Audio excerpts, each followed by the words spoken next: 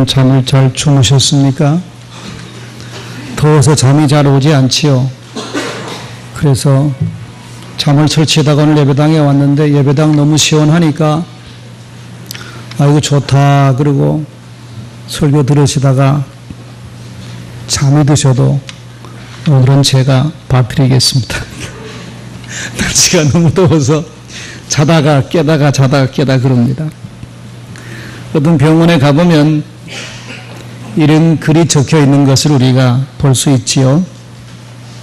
재산을 잃는 것은 조금 잃는 것이고 명예를 잃는 것은 많이 잃는 것이고 건강을 잃는 것은 모든 것을 잃어버리는 것이다. 이런 글들이 적혀 있는 것을 어떤 병원에 가서 보면 있습니다. 이 글을 읽으면 건강이 중요하니까 아프면 빨리빨리 병원에 오라 선전하려고 써놓은 글 같습니다만 이 글은 독일 사람들의 격언입니다. 독일 사람들이 옛날부터 흘러내려오던 그런 좋은 격언 가운데 하나입니다. 우리가 참 옛날은 가난하게 살았지요. 얼마나 가난했는지 모릅니다. 먹을 것이 없어서 우리가 그냥 고개를 넘는 마음으로 지냈던 보리 고개를 넘는 시절도 있었지.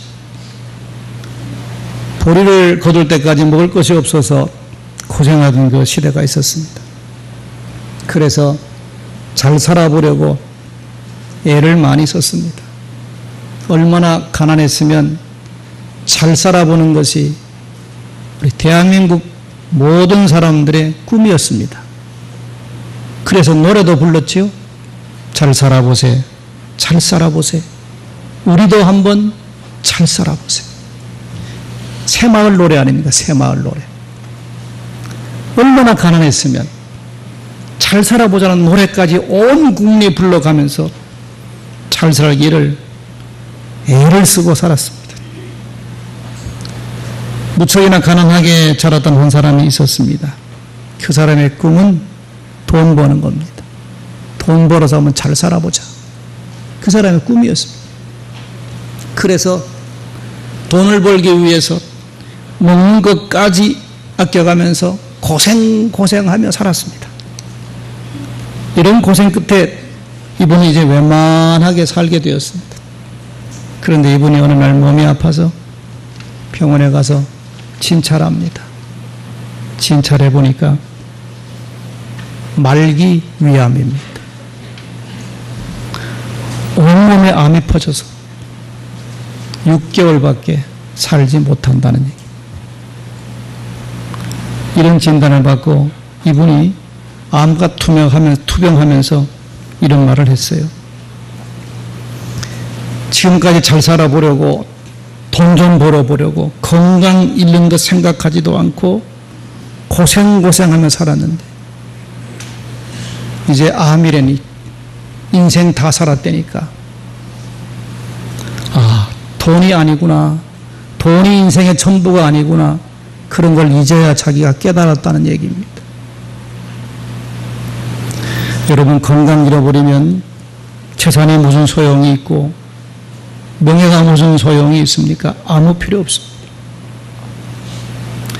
이것을 뒤늦게 깨달은 요즘 현대인들은 건강에 대한 관심이 굉장히 높아요. 그래서 요즘 몸에 좋다는 건강식품이 범람하고 있는 겁니다. 선전하는 걸 들어보면 건강식품이 얼마나 좋은지 그대로 된다 그러면 1000년 만년은 살 것 같아요. 건강식품 선전하는 광고를 들어보면 만병통치약 같아, 건강식품이. 참 하여튼 요즘 이 현대인들은 건강에 대한 관심이 지대하게 높은 시대를 우리가 지금 살아가고 있습니다. 어떤 축하 모임에 가면 마지막에 축배를 들지 않아요? 보통 축배를 들 때는 요즘은 위하여 그렇게 축배를 듭니다. 음료를 들더라도 위하여, 그리고 뭘 위하는지 잘 모르지만 하여튼 위하여 그렇게 하고 축배를 드는데 제가 어떤 모임에 갔더니만 다들 잔을 듭시다 그러더니만 위하여 하는 줄 알았더니만 위하여가 아니고 우리 이대로 합시다. 들고는 이대로 다들 그러더라고요. 이 사람들은 왜 이대로라 그러나 물어봤어. 왜 이대로라 그럽니까? 그랬더니만 한 사람 설명이 그래요. 이제는 좀 돈도 많이 벌고 살 만큼 잘 살고 좀 여유도 있는데 나이가 들어서 이제는 몸도 제대로 말을 잘 안 듣고 여기저기 좀 불편하고 그래서 제발 더 늙지 않고 그냥 이대로 살았으면 좋겠다. 그래서 차를 들고 다 이대로 그런다는 거예요. 만날 때마다 자기들 모임은 만날 때마다 잔 들고 이대로 그런다는 거예요. 돈 잃지도 말고 이대로 살다 죽자 그런 얘기죠. 그 설명을 들으면서 참 인생이 서글프다 그런 생각이 들었습니다. 어떤 서양 학자가 동물의 수명을 산출하는 이론을 내놓았어요. 이 학자 주장에 의하면 자기가 모든 생물들을 관찰해 보니까 모든 생물은 자기들의 최고 성장기의 6배를 살더라는 것입니다. 모든 동물이 그래요. 최고 성장했을 때의 6배는 살더라는 겁니다. 그런 이론을 내놓았거든요. 자, 이 이론을 우리 사람에 적용해 보면 사람이 최고로 성장하는 성장기가 몇 살입니까? 25살입니다. 이건 모든 학자들이 다 주장하는 것입니다. 사람은 25살 때가 피크입니다. 성장의 피크. 26살쯤 되면 그때부터 이제 기울어지기를 시작하는 것이죠. 그러니까 사람의 최고 성장점은 25세. 그러면 그 6배를 산다 그러면 몇 년을 사는 겁니까? 130년. 모든 동물이 최고 성장기에 6배는 사니까 그러면 사람도 130살은 살아야 되는 겁니다. 자, 성경에도 보면 하나님께서 노아 홍수 심판하기 전에 홍수 심판 이후에 인간의 수명은 120까지만 살도록 하겠다. 그렇게 말씀을 했습니다. 노아 홍수 이전의 사람들의 수명은 보통 900년 살았습니다. 대단하지요. 900년을 살면 손자를 보고 손자를 보고 손자를 보고 또 손자를 보고 살 거 아니에요. 900년 살았으니까. 근데 그분들은 보통 100살의 아이를 낳더라고. 자, 홍수 이전에는 900세까지 살았는데 홍수 이후에는 하나님께서 120세까지만 살게 해주겠다 그랬습니다. 아무튼 최고 정점기에 6배를 사는 130을 살거나 하나님 말씀대로 120을 살거나 하여튼 인간은 120살까지는 살아야 된다는 얘기입니다. 그게 일반적인 학설입니다. 그렇게 살게 돼 있다는 겁니다. 자, 그러면 여러분 120까지 사시기를 바랍니다. 120살까지 여러분 사시기를 바랍니다. 아멘 한 분도 안 하시네. 일부 예배 때도 아멘 한 분도 안 하시더라고 보니까. 120살까지 사시려니까 징그럽습니까? 생물학적으로 하나님 말씀대로 보면 그렇게 살게 돼 있어요. 근데 그렇게 못 산다는 것은 우리에게 문제가 있다는 얘기, 우리에게. 그렇게 살게 돼 있는데 못 사는 거니까. 여러분, 사람의 생명은 자기 자신에게 책임이 있다는 걸 여러분들 아십니까? 120살까지 살게 돼 있는데 그렇게 못 사는 것은 우리에게 책임이 있다는 얘기입니다. 성경을 보면 우리의 생명에 대한 책임은 우리에게 있습니다. 여러분, 창세기 3장을 보세요. 하나님께서 2장을 보세요. 하나님께서 사람을 위해서 에덴 동산을 만드시죠. 그리고 아담에게 말합니다. 에덴 동산에 있는 모든 나무의 실과는 마음대로 먹어도 된다. 다만 에덴 동산 한가운데 있는 선악을 알게 하는 나무 열매는 먹지 말아라. 그거 먹는 날에는 정령 죽으리라 그랬습니다. 무슨 말입니까? 복잡하게 해석할 필요 없어요. 선악과 열매를 먹지 않으면 사는 것이고 먹으면 죽는 겁니다. 스스로 선택하라는 얘기. 스스로 선택하라. 너의 생명은 내가 책임을 지라는 말입니다. 자기 생명에 대한 책임은 자기에게 있는 거예요. 이런 맥락의 말씀은 성경 여러 곳에서 나옵니다. 신명기 11장에도 보면 그런 말씀 나오잖아요. 내가 오늘날 복과 저주를 너희 앞에 두었나니 이렇게 살면 복을 받을 것이고 이렇게 살면 저주를 받을 것이다. 복과 저주가 내 앞에 있습니다. 내가 어느 길을 선택했느냐에 따라서 복과 저주가 갈리는 것입니다. 생명의 선택, 복과 저주의 선택은 내게 달려있는 겁니다. 내게.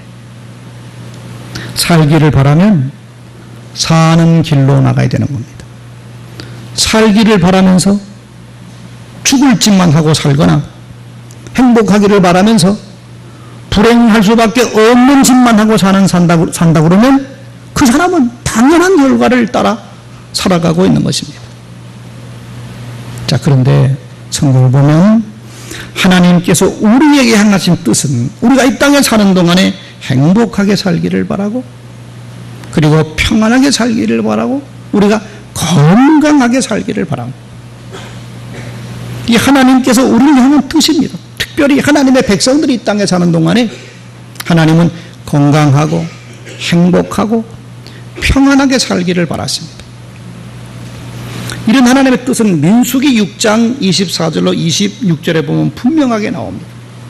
하나님께서 모세에게 앞으로 내 백성들의 대제사장이 될 아론과 그의 아들들에게 손을 들어 내 백성인 이스라엘 백성들을 축복할 때마다 이렇게 축복해 주거라 하는 말씀이 나와요. 그 하나님께서 그러면 제사장들에게 어떻게 이스라엘 백성을 축복해 주라는 것입니까? 그 말씀이고 이렇게 하나님 말씀하십니다. 여호와께서는 내게 복을 주시고 너를 지키시기 원하며 여호와는 그 얼굴로 너에게 비추사 은혜 베푸시기를 원하며 여호와는 그 얼굴을 내게로 향하여 드사 평강 주시기를 원하노라. 그렇게 내 백성을 축복해 주라는 것입니다. 그러면 하나님께서 하나님의 마음은 하나님의 백성이 이 땅에 사는 동안에 복되고 평안하고 건강하게 살기를 원하신다는 것입니다. 이게 하나님의 뜻이에요. 우리가 마가복음 5장 34절에 보면 12년 동안이나 하혈하는 병으로 고생했던 여인이 믿음을 가지고 예수님 뒤로 와서 옷에 손을 만지죠. 그때 예수님께서 그 여인을 불러서 뭐라고 말씀하십니까? 딸아, 너의 믿음이 너를 구원하였으니 평안히 가라. 너의 병에서 모여서 건강할지어다. 그렇게 말씀하십니다. 내 믿음이 너를 구원했다. 여기 구원은 영혼의 구원이 아닙니다. 너의 믿음이 너를 구원하였으니 평안히 가라. 너의 병에서 놓여 건강할지어다. 여기서 말하는 구원은 지긋지긋한 질병에서 구원받는 것을 말합니다. 그러니까 성경이 말하는 구원은 영혼 구원만을 말하는 게 아니고 성경이 말하는 구원은 우리 삶의 모든 문제로부터 구원받는 것까지도 포함하고 있다는 말씀입니다. 따라서 하나님의 뜻은 이 땅에 살아가고 있는 하나님의 백성들이 건강하게 살기를 바라신다. 성경은 분명하게 우리들에게 말해주고 있습니다. 자, 그러면 일반적으로 사람들이 말하기를 건강하게 살아가는 비결이 뭐라고 말합니까? 보통 이렇게를 말합니다. 좋은 공기 마셔야 되고 깨끗한 물 먹어야 되고 햇빛 잘 받으며 살아야 되고 적절하게 잘 쉬고 과로하지 않고 스트레스 받지 않고 운동 잘하고 잘 먹으면 건강할 수 있다. 그런 말들을 대부분 합니다. 자, 어떤 사람이 옛날 왕들의 수명을 한번 연구해 보았다는 것이죠. 세계 역사에서 가장 화려한 생을 살아가고 영광을 누렸던 로마 황제들 수명을 연구해 보니까 그 그 로마 황제들의 평균 수명이 35세였다는 겁니다. 35세. 중국의 왕은 중국 사람들은 천자라고 부르지요. 그 천자는 뭐 이슬을 마실 정도로 그리고 불로초를 구해서 먹을 정도로 부귀 영화를 누렸던 황제들입니다. 그런데 중국 황제들 평균 수명 역시 39.2세에 불과했다는 거예요. 빨리 죽었다는 얘기입니다. 자, 그럼 우리나라 조선시대 왕들 평균 수명을 계산해 보니까 그래도 조금 조선시대 왕들은 오래 살아서 43살 살았다는 겁니다. 자, 모든 왕들은 이처럼 50살을 넘지 못하고 죽었다는 겁니다. 단명이 있다는 얘기죠. 자, 그러면 좋다는 것 다 먹고 좋은 보약 다 먹고 살았는데 그들은 왜 그리 빨리 죽는 겁니까? 나라를 다스리는 일에 정신적으로 많은 스트레스와 고통에 시달렸기 때문입니다.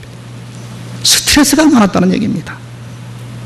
이걸 보면 아무리 좋은 음식 먹고 아무리 좋은 보약을 먹어도 그게 마음에 평안하지 않으면 오래 살지 못한다는 얘기 아닙니까? 그러면 음식이 중요한 게 아니라 마음이 중요하다는 얘기. 좋은 것 잘 먹는다고 오래 사는 것도 아니고 어떤 마음의 상태를 유지하고 살아가느냐가 더 훨씬 중요하다는 얘기입니다. 하나님께서 인간을 만드실 때는 건강하게 살도록 만드셨습니다. 그런데 인간 스스로가 하나님이 만드신 질서를 무너뜨리고 균형을 깨뜨리기 때문에 질병이 생기고 건강을 잃어버리게 되는 겁니다. 하나님과의 관계를 깨뜨리고 자연의 질서를 무너뜨리고 마음의 평안의 균형을 무너뜨리면서 건강을 잃어버리게 된다는 겁니다. 병을 영어로 뭐라고 부르는지 아십니까? 병은 영어로 말하면 disorder라고 합니다. disorder. 물론 다른 단어도 있습니다만 disorder란 말은 뭡니까? 질서가 바로 잡히지 못했다는 얘기입니다. 질서가 혼란되어 버린 겁니다. 이걸 질병이라고 영어로 표현하는 겁니다. 질서가 무너져 버린 겁니다. 그 의사들 말 들어보면 그래요. 모든 사람에게 암세포는 생긴다는 겁니다. 그런데 건강하고 면역력이 강한 사람에게는 암세포가 생겨도 활발하게 움직이지 못하고 스스로 죽어버린다는 거예요. 그런데 몸이 약해지고 면역력이 약해질 때는 이 암세포가 생겨나서 활발하게 움직입니다. 암세포끼리 뭉치니까 덩어리가 생기는 거고 혹이 생기는 겁니다. 모든 사람이 암세포가 생기는데 건강하면 이겨내지만 약하면 결국 암세포가 활개를 치고 활동하면서 질서가 무너지고 균형이 깨어지면서 문제가 생긴다는 것입니다. 자, 그러므로 결국은 이 균형이 문제입니다. 균형이. 정신적인 평안함과 안정이 이게 육신의 건강을 이루는 길이라는 얘기입니다. 정신이 건강해야 육체도 건강해진다는 얘기입니다. 육체가 먼저가 아니고 정신이 먼저다. 그러면 건강한 정신은 어디서 나오느냐 하면 그건 건강한 영혼에서 나오는 겁니다. 영혼이 건강해야 정신이 건강할 수가 있다는 얘기입니다. 그러면 영혼의 건강이란 뭡니까?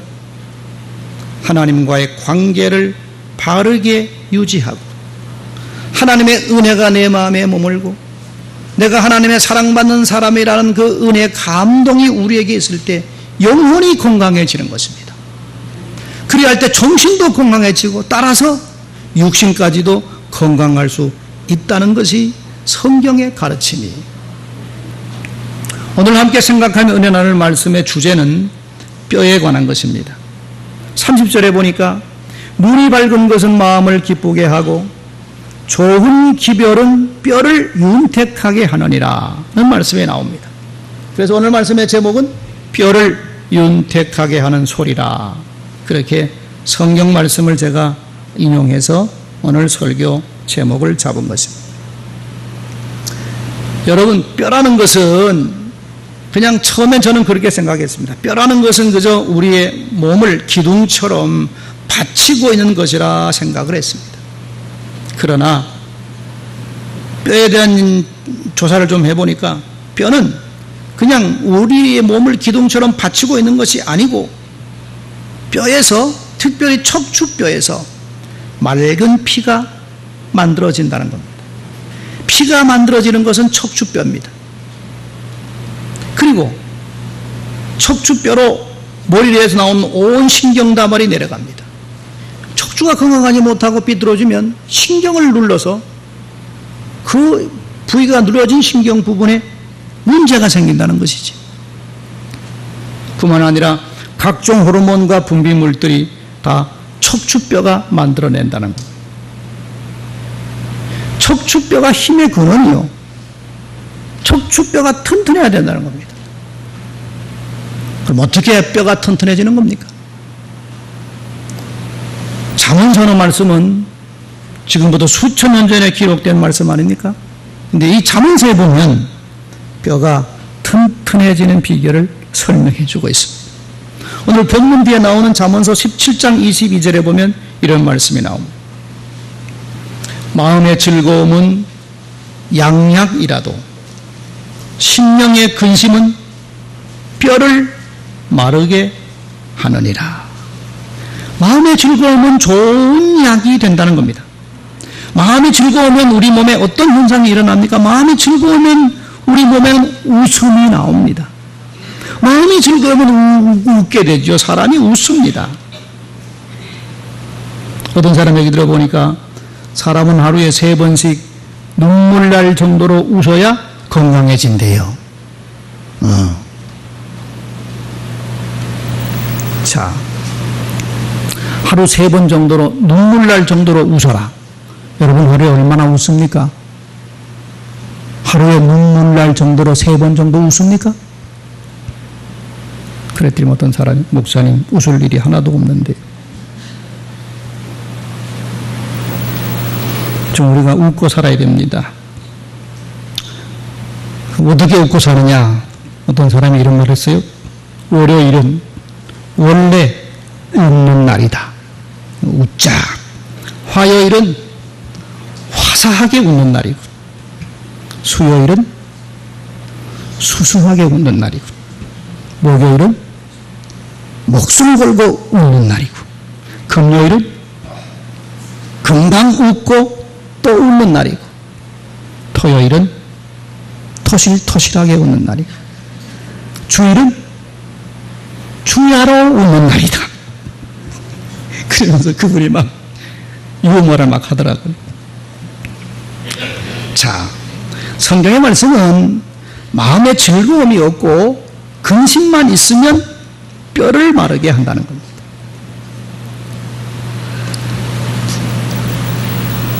우리가 이런 성경 읽으면 재미있긴 하다. 그렇게 여러분 읽으시죠? 이 말이 진짜입니다. 아멘. 그렇게 성경 읽어요? 이 말을 읽으면 우리는 그럽니다. 재밌다. 그냥 그러고 흘러듣습니다. 그런데요, 의학적으로 이 말씀이 진리라는 것이 밝혀집니다. 사람이 근심을 하게 되면 몸속에 칼슘 성분이 빠져나간다는 겁니다. 이게 의학적으로 검증된 겁니다. 사람 마음에 근심을 많이 하고 많이 걱정하고 불안하면 몸속에 칼슘 성분이 빠져나간다. 칼슘 성분이 뼈를 튼튼하게 하는 성분 아닙니까? 근데 근심을 하면 몸속에 칼슘 성분이 빠져나간다는 얘기. 그러니까 수천 년 전에 이미 하나님 말씀했습니다. 근심은 뼈를 마르게 한다. 잠언서 14장 30절 보면 이런 말씀이 나옵니다. 평안한 마음은 육신의 생명이지만 시기는 뼈를 썩게 한다. 마음이 평안해야 됩니다. 그렇지 못하면 뼈에 문제가 생긴다는 것이죠. 용서할 사람을 용서해주고 화해할 사람과 화해를 하고 그리고 살아야 된다. 마음이 평안해야 된다는 겁니다. 그렇지 못하고 불화 가운데 있거나 시기와 질투를 가지고 있으면 뼈가 썩는다는 겁니다. 자, 오늘 본문 30절은 그렇게 말합니다. 좋은 기별은 뼈를 윤택하게 한다 그랬습니다. 좋은 기별, 좋은 소식, 좋은 소리 그런 걸 들을 때 사람의 뼈가 윤택하게 된다는 것입니다. 그래서 23절에도 보면 사람은 그 입의 대답으로 말미암아 기쁨을 얻나니 때에 맞는 말이 얼마나 아름다운가 그렇게 말씀하고 있습니다. 좋은 말하고 좋은 소식하고 좋은 기별을 들을 때 또 그런 말을 할 때 우리의 뼈가 윤택하게 된다는 것입니다. 그래서 성경은 말합니다. 늘 만나기만 하면 불평만 늘어놓고 원망만 하고 불만만 터뜨리고 짜증내고 비판하는 사람들과 절대로 가까이 하지 말아라. 왜 그런 겁니까? 두 가지 이유 때문입니다. 첫째는 입만 열면 불평하고 원망하고 짜증내고 비판하는 사람을 자꾸 가까이 하면 나도 모르게 그 사람을 닮아갑니다. 그래서 나도 감사를 잃어버리는 사람이 돼. 그 다음 두 번째는 그런 소리를 자꾸 들으면 뼈가 상합니다. 내 몸에서 칼슘이 빠져나가요. 그럼 뼈가 약해지고 뼈가 썩는 겁니다. 그러므로 항상 만나면 좋은 얘기하고 좋은 소식 전해주고 늘 은혜 받은 얘기하고 감사하는 사람과 가까이 사귀라. 그런 말을 들으면 내 뼈가 윤택해진다는 얘기죠. 자, 31절과 33절 말씀도 그렇습니다. 내가 뼈를 윤택하게 하는 소리를 잘 듣고 받아들이면 뼈가 윤택하게 되는 것인데 그건 바로 잘 받아들이는 마음은 겸손의 마음이지. 그래서 33절에 보면 여호와를 경외하는 것은 지혜의 훈계라 겸손은 존귀의 길잡이다 그렇게 말씀하고 있습니다. 건강은 음식으로 지켜지는 것이 아닙니다. 건강은 여러분 정신으로 지켜지는 것이고 정신은 영혼에서 나옵니다. 내 영혼이 하나님과의 잘 바른 관계를 유지하고 말씀이 내 안에 살아있고 하나님의 은혜가 내 안에 있고 또 내가 하나님의 사랑받는 사람이라고 하는 그런 감동이 내 안에 있을 때 내 영혼이 건강해지는 것이고 그리할 때 내 정신도 건강해지고 그리할 때 내 뼈가 튼튼하고 윤택해진다는 것입니다. 그러므로 하나님과 늘 바른 관계를 유지하고 은혜가 여러분의 마음속에 늘 있기를 바랍니다. 성경 읽다가 늘 하나님의 좋은 말씀에 아멘하는 은혜가 여러분 마음속에 있기를 바랍니다. 그리고 좋은 소식 듣고 좋은 말하고 격려 말을 하고 감사 말을 하는 사람과 가까이 하시고 그런 말들을 자꾸 들으시기 바랍니다. 뿐만 아니라 내가 좋은 소식 전해주고 은혜의 소리를 전해주고 그래서 내 소리를 통해서 남들의 그 뼈도 윤택하게 만들어주는 믿음의 복된 성도들이 되어주시기를 주의 이름으로 축원드립니다. 기도하십시오. 무더운 여름이지만 주일이 되어서 예배당에 모였습니다. 예배하면서 오늘은 하나님께서 일찍이 말씀해 준 잠언서의 말씀에 귀를 기울입니다.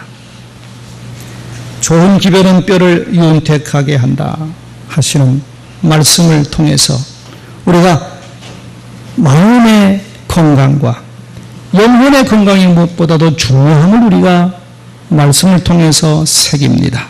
늘 우리 마음이 하나님과 교통을 함을 통해서 하나님의 평안과 하늘의 위로와 하늘의 사랑이 우리 마음 안에 언제나 가득하게 하여 주시옵소서. 예수님 이름으로 기도드립니다. 아멘.